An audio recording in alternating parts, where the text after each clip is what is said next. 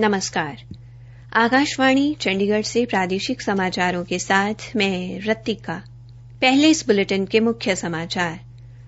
प्रधानमंत्री नरेंद्र मोदी ने कोविड-19 की दूसरी लहर के प्रसार को रोकने के लिए सभी जरूरी कदम उठाने की आवश्यकता पर जोर दिया है।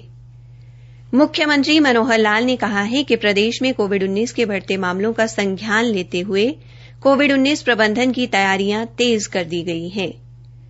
हरियाणा विधानसभा अध्यक्ष को सदन द्वारा सर्वसम्मति से प्रस्ताव पारित कर समितियों के सदस्य नामजद करने का अधिकार दिया गया। हरियाणा के अंबाला जिले के साहा कस्बे में राज्य का दूसरा प्रौद्योगिकी केंद्र स्थापित किया जाएगा और गुरुग्राम में स्मार्ट सिटी परियोजना के तहत बिजली के भूमिगत तार बिछाने व आधुनिकीकरण के लिए 1600 करोड़ रुपए की राशि का प्रावधान किया गया। अब समाचार विस्तार से। आकाशवाणी के समाचार सेवा प्रभाग द्वारा कोरोना उचित व्यवहार जन आंदोलन के तहत कोविड-19 के प्रति लोगों को जागरूक करने के लिए शुरू की गई श्रृंखला आओ कोविड को हराएं में आज का संदेश है, कोविड वैक्सीन पूरी तरह सुरक्षित है, टीकाकरण के लिए आगे आएं, अफवाहों पर विश्वास न करें। प्रधानमंत्री नरेंद्र मोदी ने कोविड-19 की दूसरी लहर के प्रसार को रोकने के लिए सभी जरूरी कदम उठाने की आवश्यकता पर जोर दिया है। उन्होंने कहा कि स्थिति को नियंत्रित करने के लिए त्वरित और निर्णायक कार्रवाई करने की जरूरत है। उन्होंने कहा कि पिछले एक सप्ताह में देश के 70 जिलों में कोविड-19 के मामलों में 150% की वृद्धि हुई है। प्रधानमंत्री आज सभी राज्यों और केंद्र शासित प्रदेशों के मुख्यमंत्रियों के साथ हुई एक बैठक को संबोधित कर रहे थे। उन्होंने कहा कि कोरोना के खिलाफ लड़ाई में आज हम जहां पहुंचे हैं उससे जो विश्वास आया है उसे लापरवाही में नहीं बदलना चाहिए। श्री मोदी ने कहा कि यह सुनिश्चित किया जाना चाहिए कि लोग बिल्कुल भी न घबराएं और लोगों को महामारी की समस्याओं से छुटकारा दिलाने के लिए प्रयास किया जाए। श्री मोदी ने सभी मुख्यमंत्रियों को अपील की कि कोरोना वायरस के प्रसार को रोकने के लिए माइक्रो कंटेनमेंट जोन बनाने पर ध्यान केंद्रित किया जाए। हरियाणा के मुख्यमंत्री मनोहर लाल ने आज प्रधानमंत्री नरेंद्र मोदी को बताया कि प्रदेश में कोविड-19 के मामलों में हाल ही के दिनों में हुई वृद्धि का संज्ञान लेते हुए राज्य सरकार ने कोविड-19 प्रबंधन की तैयारियां तेज कर दी हैं। इस मौके पर उप मुख्यमंत्री दुष्यंत चौटाला और स्वास्थ्य मंत्री अनिल विज भी उनके साथ थे। मुख्यमंत्री ने कहा कि कोविड जांच की सुविधा बढ़ाने, पॉजिटिव व्यक्ति के संपर्क का पता लगाने और क्लिनिकल प्रबंधन पर अधिक ध्यान केंद्रित करने के साथ-साथ प्रदेश में जन जागरूकता गतिविधियों को बढ़ाया जा रहा है। वायरस के प्रसार को रोकने के लिए कोविड उचित व्यवहार पर भी जोर दिया जा रहा है और भीड़ वाले स्थानों व शिक्षण संस्थानों में दिशा निर्देशों का अनुपालन सुनिश्चित किया जा रहा है। मुख्यमंत्री ने प्रधानमंत्री को यह भी बताया कि कोविड-19 टीकाकरण में वृद्धि के लिए सप्ताह के प्रत्येक सोमवार व मंगलवार को महा टीकाकरण अभियान शुरू करने की भी योजना बनाई गई है और प्रदेश में अब तक 7.5 लोगों का टीका लगाया जा चुका है। हरियाणा विधानसभा में आज विधानसभा अध्यक्ष को सदन में विभिन्न दलों और समूहों की आनुपातिक संख्या को ध्यान में रखते हुए वर्ष 2021-22 के लिए पूर्वोक्त समितियों के सदस्यों को नामजद करने का अधिकार देने संबंधी प्रस्ताव सदन में सर्वसम्मति से पारित किया गया। जब यह प्रस्ताव प्रस्तुत हुआ तो कांग्रेस विधायक भारत भूषण बत्रा ने इससे सहमति जताते हुए कहा कि समितियों के अध्यक्ष विपक्ष से नामित किए जाएं। उन्होंने कुछ सदस्यों को एक से ज्यादा समितियों का सदस्य बनाए जाने पर भी ऐतराज जताया।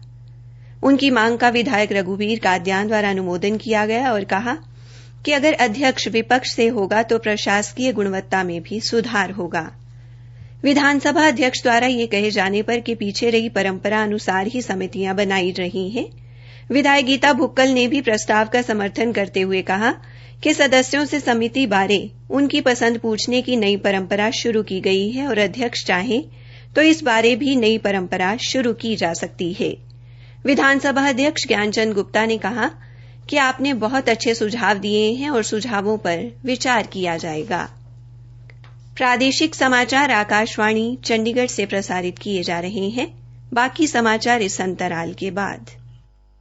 लगता है आज बैंक में काम नहीं है। हाँ, जब से ई शक्ति ऐप आया है मानो हमारा काम आधा हो गया है। ई शक्ति ऐप? हाँ, ई शक्ति ऐप जिससे बैंक और एसएचजीज यानी स्वयं सहायता समूह में पारदर्शिता रहती है। एक क्लिक करते ही एसएचजीज की सारी जानकारी जैसे एसएचजीज की लिस्ट, जिन्हें लोन नहीं मिला, कर्ज वसूली की जानकारी, एसएचजी की सही रेटिंग बैंकर्स को मिल जाती है। यहाँ तक कि लोन एप्लीकेशन भी ई शक्ति पोर्टल से जनरेट हो जाती है। इससे एसएचजीज और उनके कर्ज राशि, बकाया राशि और नया कर्ज लेने में बहुत सहायता होती है और एसएचजीज मेंबर्स को एसएमएस अलर्ट भी जाते हैं। देश के 100 जिलों और हरियाणा के अंबाला, करनाल, सोनीपत और सिरसा जिलों में ई शक्ति का लाभ उठाकर स्वयं सहायता समूह और मजबूत बन चुके हैं और अब बारी है पंचकुला, यमुनानगर, कैथल, रोहतक, नूंह और फतेहाबाद की। शक्ति आपके हाथों में। अधिक जानकारी के लिए ishakti.nabard.org पर देखें। नाबार्ड हरियाणा द्वारा जनहित में जारी। हरियाणा के अंबाला जिले के साहा कस्बा में राज्य का दूसरा प्रौद्योगिकी केंद्र स्थापित किया जाएगा और इसके लिए 20 एकड़ भूमि अधिकृत करके केंद्र सरकार को प्रस्ताव भेज दिया गया है। ये जानकारी हरियाणा के उप मुख्यमंत्री दुष्यंत चौटाला, जिनके पास उद्योग एवं वाणिज्य विभाग का प्रभार भी है, ने विधायक वरुण चौधरी द्वारा पूछे गए एक सवाल के जवाब में दी। उन्होंने बताया कि वैसे तो केंद्रीय सूक्ष्म, लघु और मध्यम उद्यम मंत्रालय द्वारा देश के एक राज्य में एक प्रौद्योगिकी केंद्र खोलने की योजना है, लेकिन हरियाणा सरकार ने केंद्र सरकार से अनुरोध करके दूसरा प्रौद्योगिकी केंद्र साहा में खोलने का प्रस्ताव रखा है। हरियाणा विधानसभा में आज शून्यकाल के दौरान कांग्रेस विधायक किरण चौधरी ने आरोप लगाया कि नियंत्रक एवं महालेखा परीक्षक यानी कैग की रिपोर्ट सदन के पटल पर देरी से रखी गई है, जिस कारण विधायकों को इसे पढ़ने का समय नहीं मिला। इस पर विधानसभा अध्यक्ष ज्ञानचंद गुप्ता ने स्पष्ट किया कि सदन के पटल पर आवश्यक कागज रखने के लिए 16 मार्च का दिन कार्रवाई सलाहकार समिति की बैठक में तय हुआ था और परंपरा अनुसार ये कागज रखने के दिन ही सदन के पटल पर रखी गई। विधायिका किरण चौधरी ने कहा कि आमतौर पर कैग की रिपोर्ट बजट के साथ ही रखी जाती है। इस पर विधानसभा अध्यक्ष ने विधायिका को भरोसा दिलाया कि अगली बार कैग की रिपोर्ट पहले सदन के पटल पर रख दी जाएगी। इस दौरान विधायिका गीता भुक्कल ने कहा कि उनको दी गई कैग रिपोर्ट की सीडी उनको दिए गए लैपटॉप में नहीं चल रही और उन्होंने सुझाव दिया कि जब तक विधानसभा की कार्यवाही पूरी तरह कागज रहित नहीं हो जाती तब तक इसे पेन ड्राइव में दिया जाए ताकि विधायक इसे पढ़कर सदन में अपनी बात रख सकें। विधानसभा अध्यक्ष ने कहा कि अगली बार आपको सीडी की जगह पेन ड्राइव उपलब्ध करवा दी जाएगी। हरियाणा के बिजली मंत्री रणजीत सिंह ने कहा है कि गुरुग्राम में स्मार्ट सिटी परियोजना के तहत बिजली वितरण प्रणाली में भूमिगत तार बिछाने व आधुनिकीकरण के लिए 1600 करोड़ रुपए की राशि का प्रावधान किया गया है, जिसमें से 1222 करोड़ रुपए की लागत का काम 4 कंपनियों को आवंटित कर दिया गया है।